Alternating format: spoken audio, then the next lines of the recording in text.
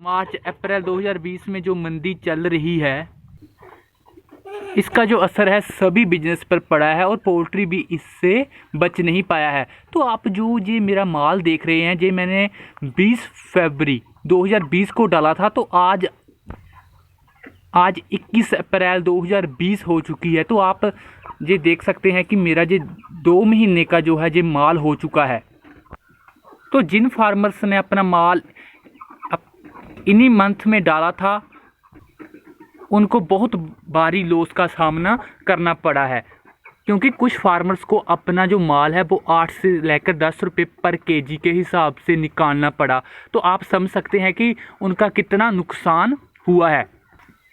तो हालात ऐसे इस मंदी ने बना दिए हैं कि जो फार्मर्स है वो दोबारा अपने पैरों पर खड़े नहीं हो पाएंगे। इतनी हद तक कुछ फार्मर्स का लॉस हो चुका है। हालांकि जो ये वायरस चल रहा है, इसमें पोल्ट्री किसी भी तरह इन्वॉल्व नहीं है। सिर्फ एक अफवाह उठी थी, उसने पोल्ट्री व्यवसाय को पूरी तरह प्रभावित कर दिया। हालात ऐसे हो गए कि फार्मर्स को जो है अपना जो तैयार हुआ माल है वो ऐसे ही फेंकना पड़ा, कोई उठाने को तैयार नहीं था। और दूसरा, जो फीड फैक्ट्रीज थी, लॉकडाउन की वजह से वो सभी बंद पड़ी थी, जिससे फार्मर्स को अपनी जो है मुर्गियों के लिए दाना फीड नहीं मिल पा रहा था और फार्मर्स के जो वर्ड्स है वो भूखे मरने लग पड़े। और नौबत जहां तक आ गई कि फार्मर्स को अपने जो मुर्गियां हैं वो 100 रुपये की 5 से लेकर 6 मुर्गियां देने को मजबूर हो गए। तो यार, आगे बढ़ने से पहले मैं बता दूं कि मैं हूं सन्नी होशियारपुर पंजाब से, और आप देख रहे हैं आपका ही अपना चैनल सन्नी पोल्ट्री। और ये वीडियो उन फार्मर्स के लिए भी जरूरी है जो कि ब्रॉयलर फार्मिंग, पोल्ट्री फार्मिंग में आना चाहते हैं, क्योंकि ये एक पोल्ट्री एक ऐसा व्यवसाय है जो कि बहुत बड़े बड़े खिलाड़ियों को अनाड़ी बना देता है और बना चुका है, और आगे जाकर भी ये अपनी ऐसी ही फितरत दिखाता रहेगा।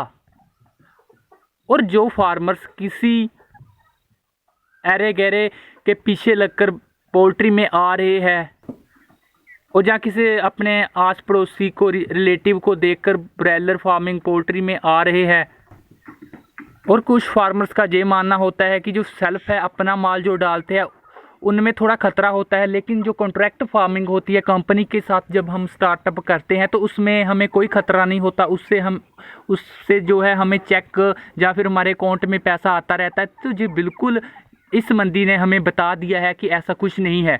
तो आप उन फार्मर्स से भी पूछ सकते हैं जो कि इस मंदी से ब्रॉयलर फार्मिंग कर रहे हैं, कि जब कॉन्ट्रैक्टर फार्म्स में भी 8 से लेकर 10 रुपये या फिर 25, 30, 40 रुपये तक उनका जो माल निकला होगा, तो उन कंपनी ने उनको कितना बड़ा चेक दिया होगा, कितने उनके अकाउंट में जो है पैसा ट्रांसफ़र किया होगा। तो ये सभी बातें आप ध्यान में रख कर ही जो है पोल्ट्री फार्मिंग में आए। और मेरी गुजारिश यही है कि आप ज़्यादा ब्रॉयलर फार्मिंग में ज़्यादा बड़ी छलांग मत लगाएं, थोड़ा वर्ड ही डालें जितना आप अकेले हैंडल कर सकते हो, लेबर के साथ मत आएं। हम ये ज़रूर मानते हैं कि हर बिजनेस में रिस्क होता है, लेकिन यदि आपने रिस्क लेना ही है तो पोल्ट्री मत चुने, कोई और बिजनेस आप चूज़ कर सकते हैं।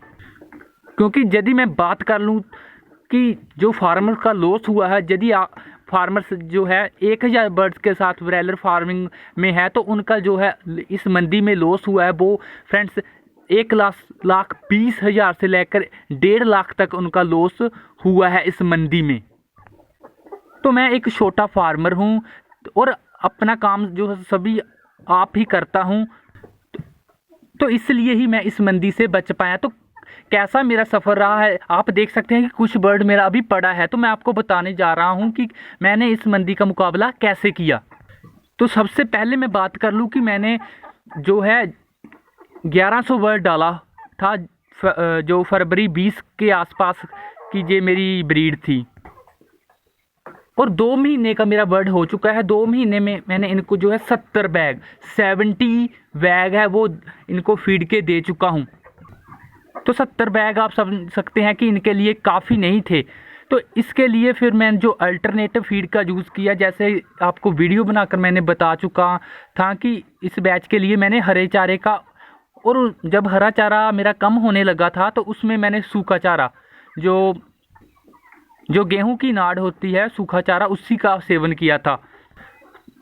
तो यदि यार मैं बात करूं हरे चारे की, तो बरसीम मैंने 2 कनाल इनके लिए स्पेशल बरसीम मैंने लिया था 10,000 का। और यदि मैं बात करूं सूखे चारे की, जो सूखा चारा मैं इनको अभी तक खिला चुका हूं तो वो फ्रेंड 2 क्विंटल है।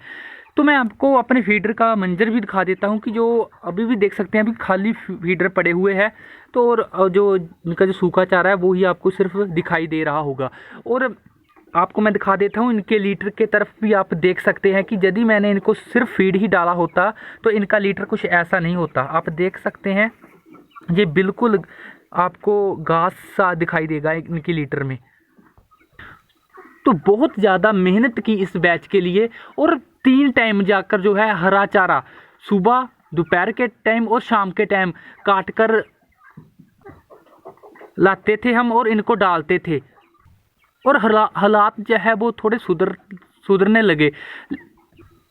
लेकिन इसमें जो है हमें कुछ वीडियोस देखनी पड़ी जहाँ पर जो फार्मर्स है अपना माल वो फेंक रहे थे, जहाँ फिर गड्ढा निकाल कर उसमें डालकर जो है अपने माल को डिस्ट्रॉय कर रहे थे। तो जिससे जो है थोड़ा हमारा मनोबल भी डाउन हुआ, लेकिन हम जुटे रहे और इसका नतीजा भी हमें देखने को मिला कि आसपास के जितने भी हमारे फार्म थे वो सभी खाली पड़े थे। लगभग चारों तरफ यदि मैं बात करूं तो मेरे फार्म के 30-40 किलोमीटर तक कोई जो है बर्ड नहीं मिल पा रहा था, लोगों को चिकन नहीं मिल पा रहा था। तो उन्होंने मेरे जो है फार्म का रुख किया, और जो मैंने अपना जो सभी बर्ड है वो 70 रुपये मैंने एक रेट फिक्स किया था, तो 70 रुपये परचून में अपना बर्ड्स दे रहा था। तो जो 70 रुपये में फ्रेंड्स मैं 500 वर्ड अपने 70 रुपये रेट के हिसाब से परचून में निकाल चुका था। और आराम से दिन में मेरे जो है 40-50 नग ऐसे निकल रहे थे। और धीरे धीरे जो गिनती है जैसे जैसे लोगों को पता लग रहा था जो बढ़ रही थी। और जो फिर फ्रेंड्स जैसे कि हालात थोड़े और सुधरे और जो रेट है वो फ्रेंड्स जो होलसेल का रेट है वो और बढ़ने लगा, तो फिर मैंने जो है परचून का रेट वो है 90 रुपये कर दिया। और जिससे जो है मेरा माल फिर भी काफ़ी अच्छा निकल रहा था। और आप देख सकते हैं कि जो सिर्फ लगभग जो है 300 वर्ड के आसपास ही बचा होगा जो कि मेरा माल रहता है। बाकी जो सभी पीस है 800 पीस है वो निकल चुका है। यदि मैं बात करूं किस रेट पर निकले हैं वो मैं आपको बता चुका हूं। हालांकि फ्रेंड्स इन पर मुझे मेहनत बहुत ज़्यादा करनी पड़ी, बहुत ज़्यादा। ये बैच मुझसे मेहनत लेकर गया है, क्योंकि चाहे वो चारा तीनों टाइम काट कर इनको डालना हो। और देख सकते हैं कि जो फीडर है उनका भी काफ़ी नुकसान किया है इस बैच ने।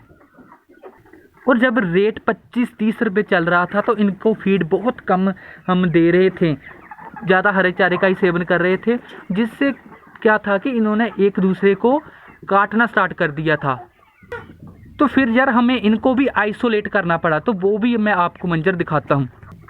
तो ये है कुछ जिनको अलग किया हुआ, इन्होंने एक दूसरे को काटा था। हालांकि ये जो लगभग जो मेरे घायल बर्ड थे वो 100 से लेकर 130-40 तक थे, लेकिन उनमें से काफ़ी जो है स्वस्थ हो चुके हैं और काफ़ी इनको मैं निकाल चुका हूँ। तो थोड़े से रहते हैं, तो ऐसे जो है एक दूसरे को घायल कर रहे थे पीछे के तरफ काट कर। तो ये सब जो है हथकंडे अपनाने पड़े इस बैच में। तो इतनी मेहनत करने के बाद यही मुझे जो आउटपुट मिली है कि इस बैच से मुझे जो है लॉस नहीं होगा। हाँ, कुछ अर्निंग ये बैच ज़रूर देकर जाएगा, जो कि बिल्कुल थोड़ी होगी, लेकिन इस मंदी में वो काफ़ी मानी जाएगी। क्योंकि मैंने अपने पल्ले से कुछ नहीं दिया है और बहुत मेहनत की है इस बैच में। पूरे 2 महीने तक अपने जो है इस शेड के भीतर ही मुझे गुजारने पड़े। तो जो नए फार्मर पोल्ट्री फार्मिंग में आना चाहते हैं तो उनके लिए ये जो मंदी है वो बहुत बड़ा सबक उनको देकर जाएगी। आप एक बार उन फार्मर के साथ ज़रूर मिले जो पोल्ट्री में है, क्योंकि कुछ फार्मर्स ऐसे भी है जिनका ये लास्ट बैच होगा। बहुत दर्द के साथ कहना पड़ रहा है कि ये उनका लास्ट बैच था, क्योंकि उनका जो नुकसान है इस कदर हो चुका है कि वो दोबारा पोल्ट्री फार्मिंग में अपना निवेश करने के बारे कभी सोचेंगे भी नहीं। और उनको जो है ये अपने जो उन्होंने अपने शेड पर जो खर्च किया है वो शेड अपना रेंट पर देना पड़ेगा, जहाँ फिर उसको डिस्ट्रॉय कर उस कोई नया बिजनेस स्टार्ट करना पड़ेगा। यदि वो रेंट पर देते हैं और कोई रेंट पर कोई फ्रेशर फार्मर आ जाता है जिसको पोल्ट्री का नॉलेज नहीं है, तो फिर ये सर्कल ऐसे ही चलेगा और वो भी जो फार्मर है वो लॉस में जाकर फिर ये फार्मिंग छोड़ देगा। तो मेरी गुजारिश यही है कि आप थोड़े वर्ड के साथ, कम वर्ड के साथ ही ब्रॉयलर फार्मिंग में आएँ, जिससे यदि कोई कल को जाकर हमारे पर कोई बुरा टाइम आता है तो हम अपना जो वर्ड है वो आराम से निकाल सके, हमें वर्ड्स अपना फेंकने की नौबत ना आए। और यदि हमारा लॉस भी होता है तो इतना लॉस होगी हम इससे जल्दी से उबर पाएँ और दोबारा फिर पोल्ट्री फार्मिंग में आ सकें। क्योंकि ये बिल्कुल नहीं है कि ब्रॉयलर फार्मिंग या पोल्ट्री में कभी लॉस नहीं होता है, क्योंकि मैं एक निचले पद्धर का जो है पोल्ट्री किसान था और जो अपना माल है वो होलसेल की बजाय परचून में एक एक कर अपना वर्ड है वो लोकल ही अपने आसपास ही बेचा है और बेच रहा हूँ। तो उम्मीद करता हूँ कि जो मैं बात आपको बताना चाहता था वो आप उसको कैच कर पाए होंगे। और इस वीडियो में मेरी कोई बात अच्छी लगी हो तो वीडियो को लाइक और शेयर उनके साथ जरूर करें जो कि पोल्ट्री में आने को बहुत ही उत्सुक है। सनी पोल्ट्री को अपना कीमती समय देने के लिए आप सबका बहुत बहुत धन्यवाद।